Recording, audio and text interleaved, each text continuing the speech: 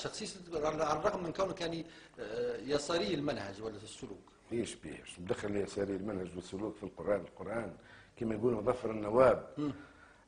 في بطارية الليلية ترنم بلغة القرآن فروحي عربية.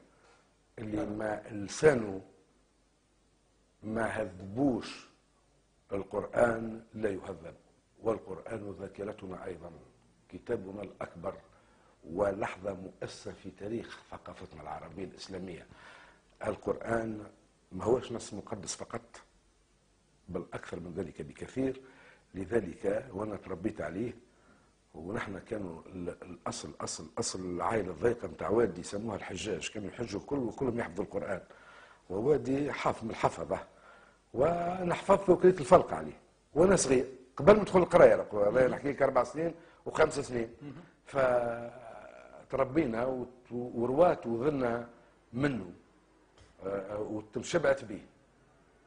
وفي تقديري وانا بين قوسين حافظ في بنتي نسبة لعمرها حافظة، ما تصورش انه ثم عدد برشا من اطفال تونس في سنها حافظين القرآن اكثر منه.